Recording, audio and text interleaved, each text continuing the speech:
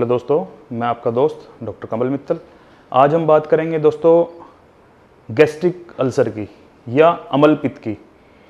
जैसा कि दोस्तों नाम से ही पता लग रहा है, पित्त यानी एसिड। एसिड का हमारे बॉडी के अंदर सबसे पहले तो हमें ये पता होना चाहिए कि हमारे बॉडी में एसिड करता क्या है। दोस्तों आप सब मेरे जितने भी व्यूअर्स हो, बड़े समझदार हो, आप सब जानते ही हैं, है ना। मुझे ज़्यादा डिटेल में नहीं बात करूंगा, लेकिन बात को मैं सारी रखूंगा। तो इसलिए आप एक तो मेरी वीडियो को अंत तक जरूर देखें। इसके अंदर मैं घरेलू उपाय क्या क्या हमें करने हैं, क्या हमें आयुर्वेदिक इसके अंदर इलाज करना है, क्या हमें मतलब इसके अंदर और हम क्या कर सकते हैं जिससे हम इस एसिड को, जो कि हर तीसरे बंदे को एसिड है। आज मेरे क्लिनिक के ऊपर जब भी मैं बात करता हूँ तो पेशेंट आते हैं, बोल देते हैं डॉक्टर साहब एसिडिटी हो रही है, एसिडिटी हो रही है। जब भी कहीं हम सफ़र कर रहे हो तो वहाँ पे और कुछ ना बिके खट्टी और हाजमे की गोलियां बेचने वाले जरूर मिल जाएंगे कि ये देखिए दोस्तों, ये खट्टी हाजमेदार गोलियां लेके मैं आया हूं और आप लीजिए, इससे बदहजमी भी ठीक हो जाएगी, गैस भी ठीक हो जाएगी, अफारा भी ठीक हो जाएगा। तो इट मीन्स इसका मतलब क्या है, गांव में चले जाएं वहां तेजाब एसिड, शहर में चले जाएं वहां पे। शहरों में तो चलो हम मान सकते हैं कि लोगों को खान पान ऐसा है कि जिस वजह से उनके अंदर ये दिक्कत आ गई है, लेकिन गाँव के अंदर ऐसा क्या हो गया है लोगों के अंदर कि उन लोगों को भी एसिड हो गया। तो हर चीज का दोस्तों हमने यही निकालना है आज कि ये जो एसिड है, ये हम पहले बात तो ये कि भी हो क्यों रहा है, दूसरी बात ये कि भी इससे हम कैसे बचें। तो सबसे पहले दोस्तों हम ये जानते हैं कि भी ये एसिड है, ये इस एसिड का मेन पर्पस क्या है हमारी बॉडी में। इस एसिड का मेन पर्पस हमारी बॉडी में जो प्रोटीन का पार्ट हम खाते हैं उसको हजम करने के लिए हाइड्रोक्लोरिक एसिड हमारे शरीर से, हमारे पेट के अंदर हमारा मतलब ब्रेन हमारे को मैसेज कन्वे करता है शरीर को कि, और उसकी वजह से ये हाइड्रोक्लोरिक एसिड हमारे शरीर के अंदर आ जाता है ताकि वो उसको ब्रेक डाउन कर सके। अगर उसको ब्रेक डाउन करके हमारे शरीर के अंदर उसको जो यूजफुल चीजें हैं उसको खून में मिला देता है, और जो वेस्ट पार्ट है उसको हमारे थ्रू स्टूल और यूरिन शरीर से बाहर निकाल देता है। तो दोस्तों इस तरह से ये मतलब हमारा मतलब जो एसिड है हमारे लिए बहुत ज्यादा इफेक्टिव और अच्छा काम करता है। अगर ये एसिड ना हो तो मैं ये कहता हूं कि अगर आप शादी का खाना खा के आए हो या आपने वैसे भी गरिष्ठ भोजन अगर कर लिया है तो वो आपका पचे ही ना, और वो तो छोड़ो, आपने इवन घिया तोरी भी खाई है और एसिड ना हो तो वो उसको भी ब्रेक डाउन ना करे। दोस्तों अब जब हमने ये जान लिया कि ये एसिड का हमारे शरीर के अंदर यूज क्या है, अब हमने ये जानना है कि अगर ये एसिड किसी को जरूरत से ज्यादा बन जाए तो उसमें लक्षण क्या दिखाएगा। ये दोस्तों सबसे पहला जो हमारा लक्षण है वो क्या रहेगा, जलन। जलन दोस्तों हर जगह जलन। कहां कहां जलन, तो ये आप सुने, स्किन में जलन, खाना खाने के बाद अगर स्टूल पास कर रहे हो आप वहां पे जलन, पेशाब पास कर रहे हो आप तो पेशाब में जलन, बॉडी की हर पार्ट में जलन। मतलब ये पित्त जब हमारी बॉडी में इतना बन जाता है जरूरत से ज्यादा तो वो हमारी बॉडी के अंदर एज ए टॉक्सिन काम करता है और ये सब बॉडी के अंदर जलन ही जलन पैदा कर देता है। सबसे पहला लक्षण इसलिए इसका है जलन। सेकंड पॉइंट है दोस्तों इसके अंदर खट्टी डकार। दोस्तों खट्टी डकार से आप क्या जानते हैं, ऐसा नहीं है कि भी कोई भी हमारा डकार आई उसी को हम खट्टी डकार कह देंगे। खट्टी डकार का मतलब दोस्तों ये होता है कि जब हमारा पेट, जैसे हमने खाना खाया, खाना खाने के बाद हमारे पेट के अंदर तीन पार्ट होते हैं, सॉलिड लिक्विड गैस। जब इन तीनों चीजों से वो पेट हमारा भर जाता है सॉलिड लिक्विड गैस से, जैसे कि आम रूटीन पे आपने देखा होगा किसी हम फेस्टिवल में या हम कोई शादी ब्याह में जाते हैं तो मतलब पेट तो भर गया लेकिन अंदर से नहीं, ये चीज फीलिंग नहीं आई कि नहीं भाई हमें और खाना है। तो उससे क्या होता है दोस्तों, हम फिर भी खाए जाते हैं, या कोई चीज घर में ऐसी बनी है जो हमारे टेस्ट हमें अच्छी लगती है, खाने में स्वाद लगती है, तो उस चीज को हम जरूर से ज्यादा खा लेते हैं। तो उससे क्या होगा दोस्तों, हमारा जो फूड पाइप है जब वहां तक खाना भर जाता है तो उस भरने के बाद क्या होता है दोस्तों, हाइड्रोक्लोरिक एसिड ने तो देखो आना ही आना है। जब वो हाइड्रोक्लोरिक एसिड उसको तोड़ने के लिए आता है हमारी बॉडी के अंदर तो उसको जगह नहीं मिलती, मतलब उसको पेट के अंदर, तो वो क्या करता है, वो हमारी फूड पाइप के अंदर, जैसे पेट खत्म होने के बाद हमारे फूड पाइप के अंदर रह जाता है। थोड़ा सा भी बॉडी को मूवमेंट करी तो वो रिफ्लेक्स का काम करता है, मतलब तेजाब ऊपर उछल के आता है मुंह में। जब वो तेजाब ऊपर उछल के आता है मुंह में तो वो क्या करता है, वो कड़वा पानी या खट्टा पानी मुंह में आता है जिसको हम बोल देते हैं खट्टी डकार। तो हमारा दूसरा जो लक्षण था दोस्तों खट्टी डकार, ये मैंने आपको बताया। तीसरा हमारा जो लक्षण है दोस्तों उसका है उल्टी, यानी कड़वा पानी इतना मुंह में आ जाता है कि भी उसके बाद कईयों को उल्टी तक हो जाती है। तो थर्ड पॉइंट हमारा है उल्टी, वो मैंने बता दिया आपको। चौथे पॉइंट में क्या होता है दोस्तों, चौथे पॉइंट के लक्षण के अंदर हमारी बॉडी के अंदर खुजली हो जाती है। यानी पित्त इतना बढ़ जाता है कि बॉडी के अंदर जगह जगह जहां पे उसको जगह मिलती है वहां पे खुजलाहट पैदा करता है। तो इस तरह से दोस्तों ये 4 लक्षण हमारे मेन हमारे बॉडी में, हमें ज्यादा पित्त हमारी बॉडी में जब बन जाता है तो ये लक्षण दिखते हैं। अब हम जानते हैं दोस्तों कि इसके आगे होने के कारण क्या है। अब हम बात करेंगे कारणों की भी लक्षण हमने जान लिए कि क्या कारण होंगे जिससे हमें एसिड ज्यादा बने।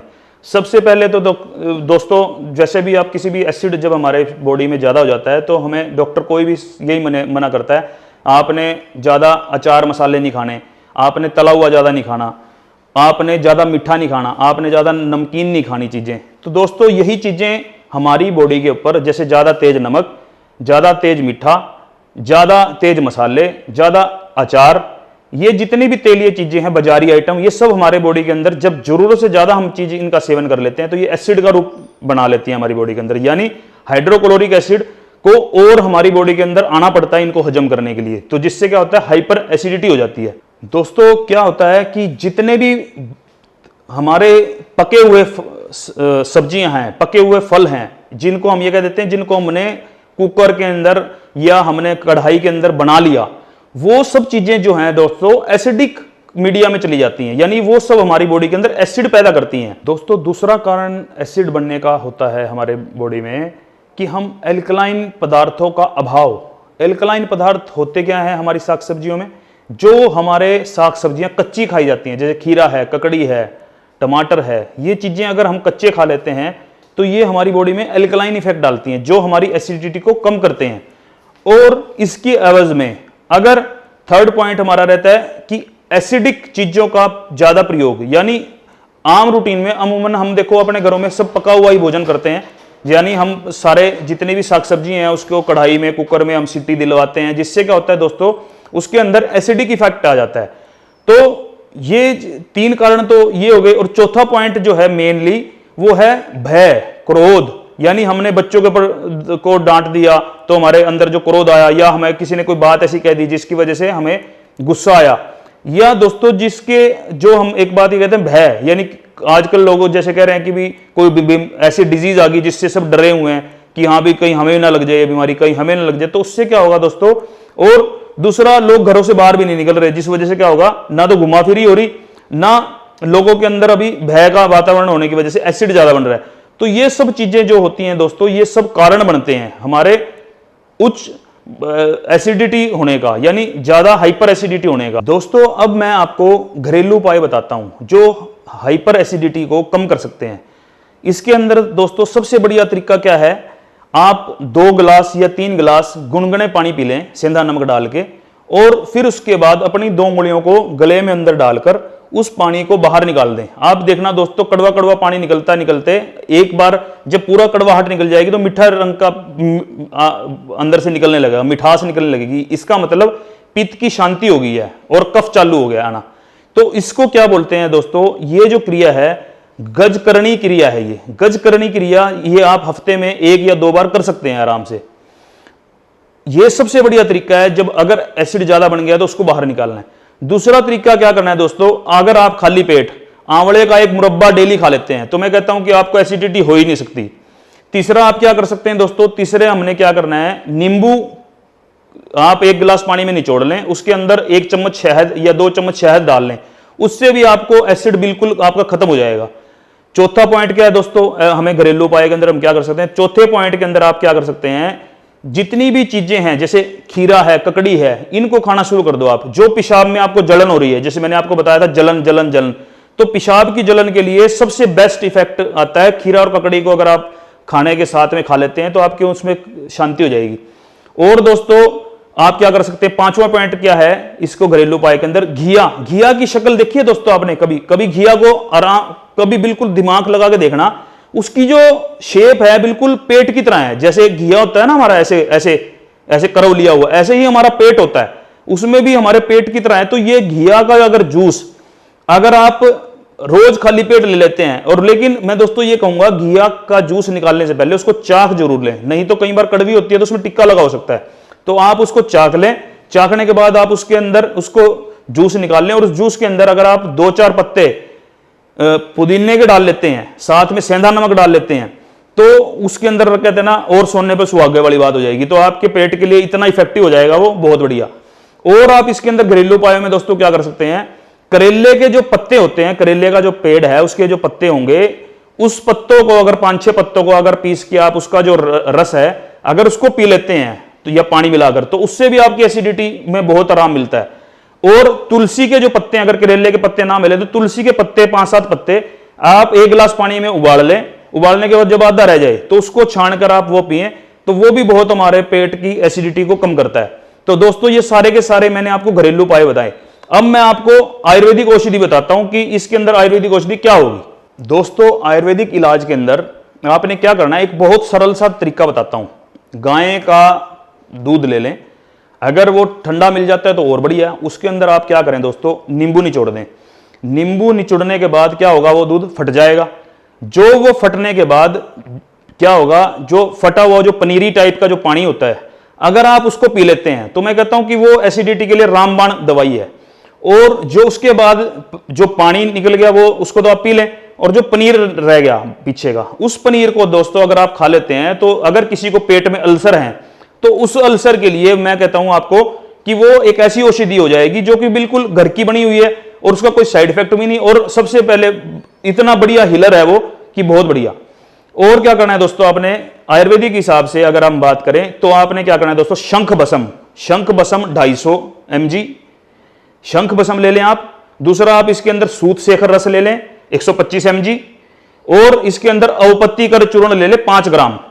इन तीनों चीजों को बराबर, मतलब जैसे मैंने मात्रा बताई 250 ग्राम, 125 ग्राम और 5 ग्राम, इन सब चीजों को इकट्ठा कूट के बराबर चूर्ण बना ले। और उस चूर्ण की अगर आप फक्की खाली पेट सवेरे शाम ले लेते हैं तो दोस्तों आपको किसी तरह की एसिडिटी नहीं रहेगी। और रात्रि सोते हुए अगर आप त्रिफला चूर्ण ले लें, त्रिफले चूर्ण का अगर 5 ग्राम यानी 1 चम्मच भर अगर आप दूध के साथ ले लें या गर्म पानी के साथ ले लेते हैं तो आपको किसी तरह की भी एसिडिटी नहीं रहेगी। और दोस्तों देखो, इस के अलावा फिर भी अगर आपको लगता है कि मुझे फिर भी तंग कर रही है एसिडिटी, तो नीचे दिए गए नंबर पे मेरे को संपर्क करें, मैं आपकी हर समस्या का निवारण करूंगा।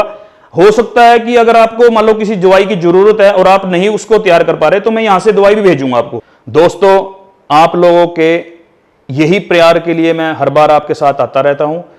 दोबारा फिर एक नए एपिसोड पे फिर बात करेंगे। धन्यवाद। जय आयुर्वेद।